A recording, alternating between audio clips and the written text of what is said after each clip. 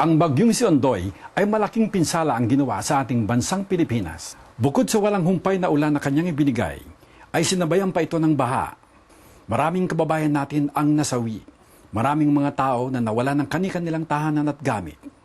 Nang malaman ito ng ating mga kababayan dito sa Los Angeles, ay agad-agad silang nagtayo ng kani-kanilang mga relief center operations. Isa na rito si Cherry Ordonez at ang kanyang kaibigan na si Teresa. Puntahan natin si Jerry Tolentino sa isang exclusive interview kay Cherry. Naririto tayo ngayon sa Cherry's Beauty Salon sa West Covina, California. Isa sa mga relief drop center para sa mga nasalanta at nabiktima ng baha ng Bagyong Ondoy sa Pilipinas. Kasama po natin ngayon si Cherry at si Teresa. Paano nga niyo pala sinimulan itong relief project na ito? Nalaman namin na may nangyayari sa Pilipinas nung sinabi ni Malu Santos of Star Cinema na binaha yung kanilang bahay. At nagtatrabaho kami nung Sabadong yon for In My Life. Nagkakagulo sila, hindi sila mapakali kasi nga hindi nila alam kung ano nangyari sa bahay nila. Hinahanap niya yung mga maid nila, tumatawag sila sa bahay, walang sumasagot at no communication whatsoever. So ngayon nung pagkatapos nung araw na yon, nung gabi nanood ako ng TV at nalaman ko na yun nga malaki yung typhoon na dumating sa atin sa Pilipinas. Merong mga footage pero hindi rin ganong ka-clear muna. Nung kinabukasan, doon lumabas lahat na kapinsalaan sa Pilipinas at pagbaha sa Pilipinas. Sa pagbaha doon. Ngayon, tinawagan ko si Cherry, nag-aano rin siya, nanonood rin siya. Ngayon, doon kami nag-isip kung anong gagawin namin para makatulong. So, and that was Sunday. Nakita ko sa The Buzz. And we started thinking, what can we do? Monday, we started to conceive kung anong dapat namin gawin. At the same time, yung mga ka-Facebook friends ko, nagtatanong sa akin, Cherry, may alam ka bang drop-off center? And then it happened naman, dumating yung kaibigan ko rin na sila Jeff and Jen, tinatanong sa akin kung pwede ako maging drop-off center for that particular day lang sa Tuesday. Actually, Wednesday. Wala pa talagang definite ito, talagang nagsisimula pa lang na mabuo. Yes, nagko-conceive pa lang kami pa namin start. And then, through them, nag-start yung ball ba na, okay, let's do it on Wednesday. So, I started posting sa Facebook. Na, okay, we're opening the door. Yeah. So, nag-post na siya sa Facebook and then the next day, may mga taong pumupunta na dito, nagdadala ng mga donation. Immediate, may response. What's so funny about it is, nung pinost ko yun sa Facebook, it's overwhelming talaga. Kasi ang sinasabi nila, can I repost this? Can I repost this? So, nag-multiply siya. Yung mga hindi ko nakakilala tong dumarating, like, tinatanong ko sila, how did you heard about it? My friend told me, I'm a friend of a friend. So, palipat-lipat na. Yes.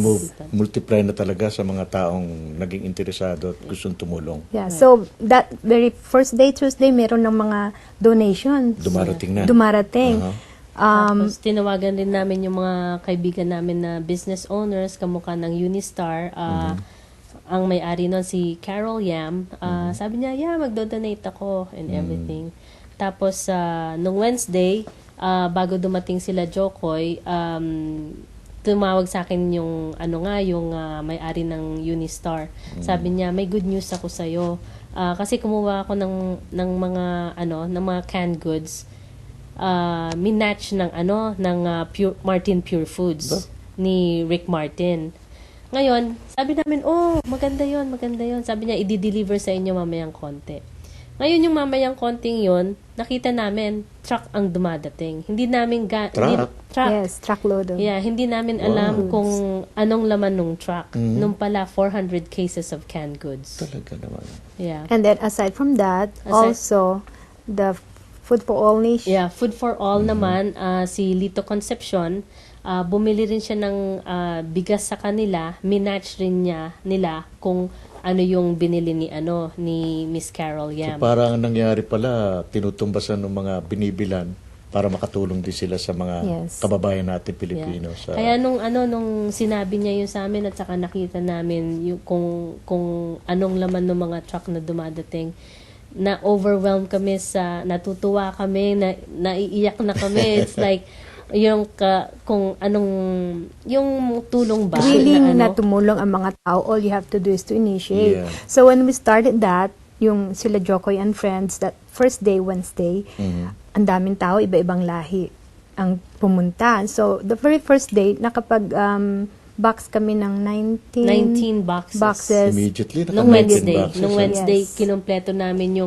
yung day ng Monday, Tuesday, Wednesday ang first shipment namin, which was 19 boxes, Through 19 LBC. balikbayan boxes Talaga naman. na Talagang food and clothing.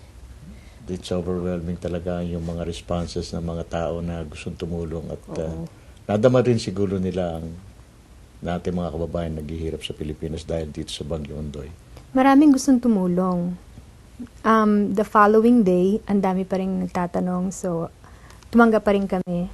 And that day, Yeah, meron akong natanggap ko yung message ng isang friend ko ni si Yadet Timbol na sabi niya, she will take care of the shipment. So, I opened the door wide open for Wider. everyone. Even the shipment is open and was open and given free. Yes. Exactly. So, Kaya nung nalaman namin meron kaming shipper na tutulungan Nagtutulong. kami, nagtatrabaho kami dito hanggang 1:00, 2:00 ng umaga trying to pre-pack yung mga food kasi gusto namin na pagdating sa Pilipinas, pre-pack na siya. That's good. Yung pack ng aming pagkain is 3 noodles, 3 canned goods, at saka rice. Kasi yun ang pagka-pack ng Sagip Ka Pamilya, nakita namin. So, para mabilis rin ang pag-distribute Yeah. pagdating sa Pilipinas. Diretso na sa mga nangangailangan. Opo.